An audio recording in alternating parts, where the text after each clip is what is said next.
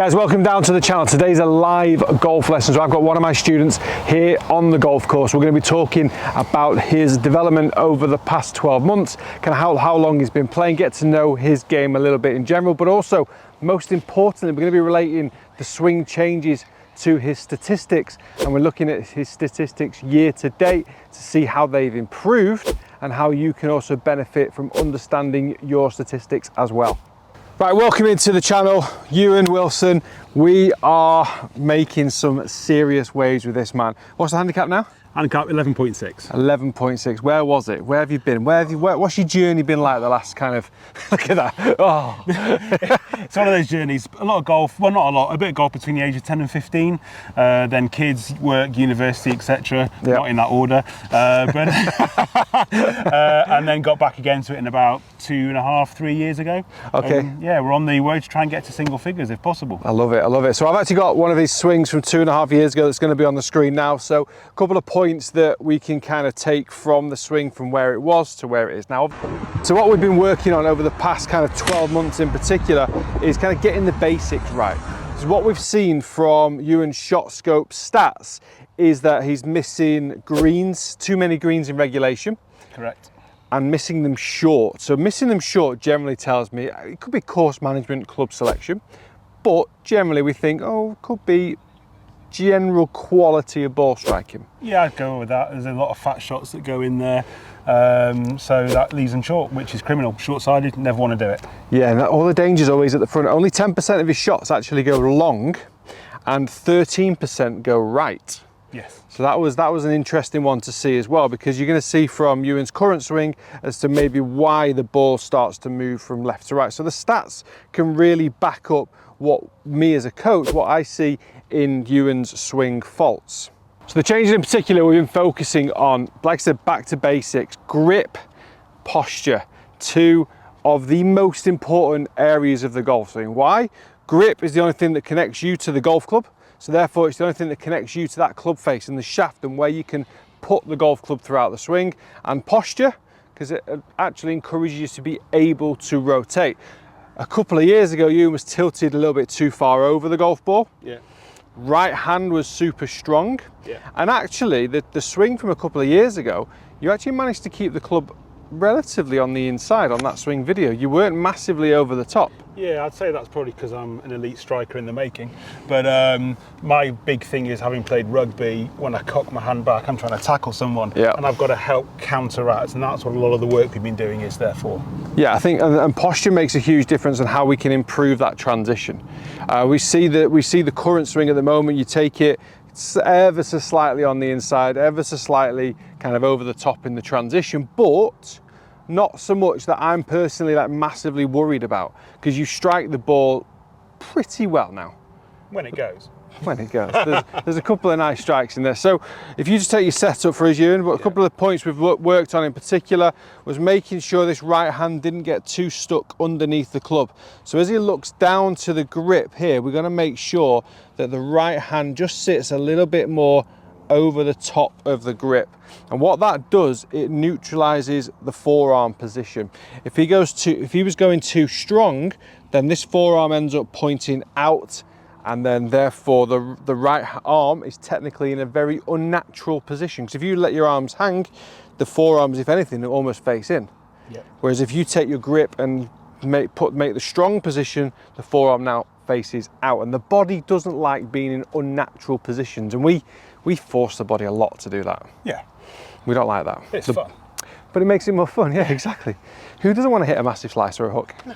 So if you take your setup again, so that right hand position was one of the key things that we changed. You could see on the very first swing that I showed you, the right thumb was kind of very much down the right edge of the grip, so it became a little bit strong. Also from a strong grip, it tends to make the club want to come much more on the inside. Okay, it makes the shaft of the club become flat.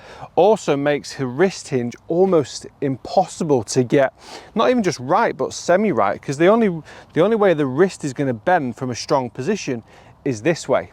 And as that club then climbs up, what are you going to do on the way down to correct it? You're going to release it, and that's how the club can end up moving its way on the outside. So the quality of your grip makes a huge difference to the swing path the ability to create wrist hinge, and therefore all leads to ball striking. So we weakened his grip. In terms of posture, we made a big change in posture.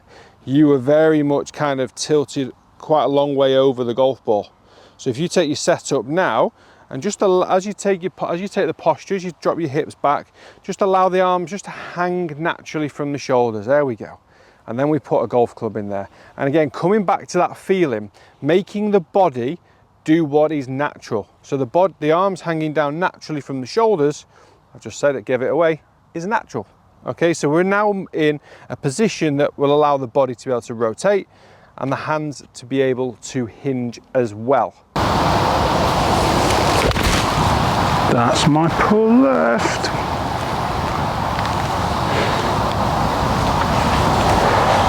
Yep. That's the pressure of a golf video on YouTube, because according to his stats, only 7% go left.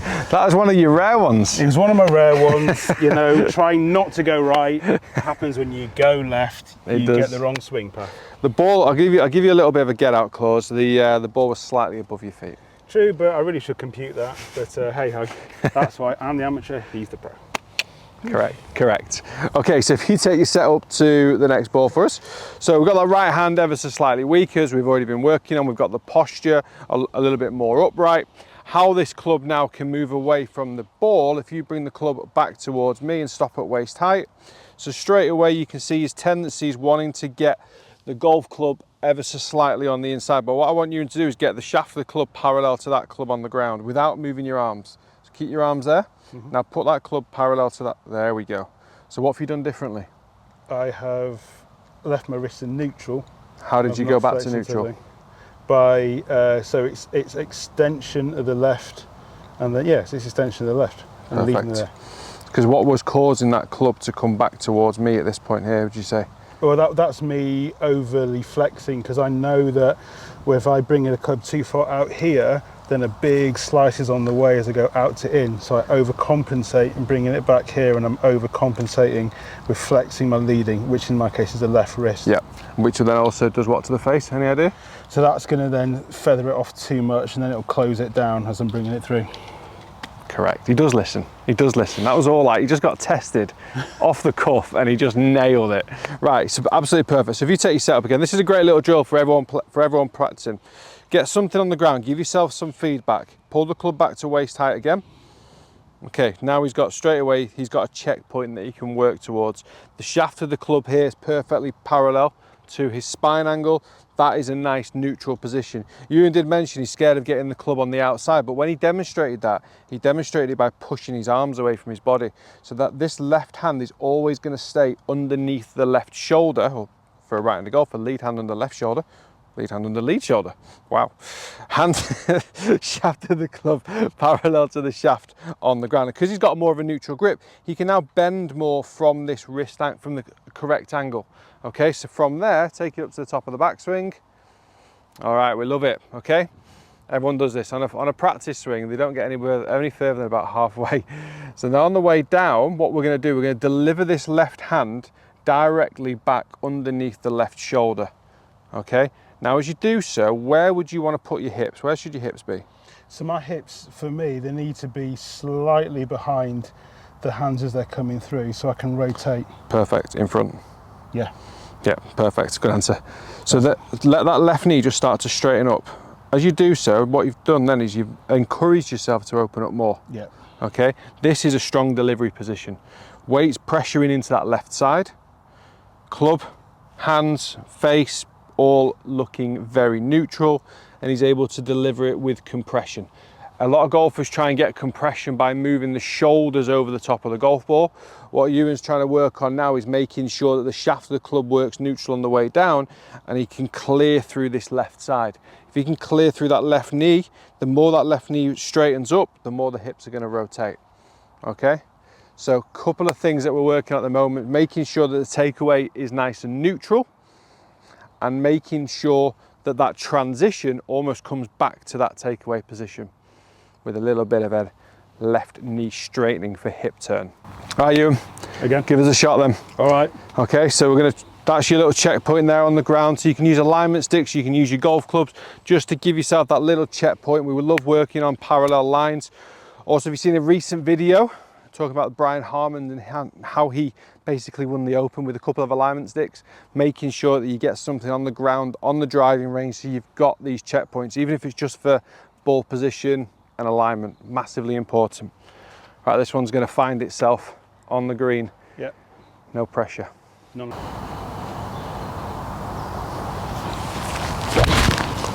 Oh, the strike. That strike was pure. That's a good shot. So, Ewan's hit a draw. Yeah. I've got him aiming directly at the flag with the ball above the feet and the wind off the right. So in fairness, that was a very nice shot. Divot, beautiful. Now, shallow. Ball, then turf. Right, we're gonna have one more to finish, but that is money. How's it feel? It's okay. I know my weak thing is when you talk about clearing the hits, my problem is I don't clear almost out to where's the target. I start coming through, and so I'm already sending the ball left. Yeah. Then the draw happens. And that's just a little bit on that, a little bit more on that transition. So as you've got that takeaway there, your practice and your transition has got to, I feel for you, has got to keep that left hand working underneath the left shoulder, so not allowing it to get disconnected and away. So you don't want to turn, but you do want to turn your lower body. So you've got to feel like that left hand is working under the left shoulder as you turn. And these are really good little drills. You can just use the back of your left hand, you push it down towards your left foot, directly underneath your left shoulder, but also feeling like you've got that hip turn. There you go. Got you. Yeah. So we get the hips and the shoulders working together and not trying to isolate just one area, okay? I'm gonna aim you a little bit better because that was my fault. Aim with the club. Okie doke. So we're aiming right edge of the green. Wind's off the right, ball's above the feet, it's hitting a draw. Woohoo!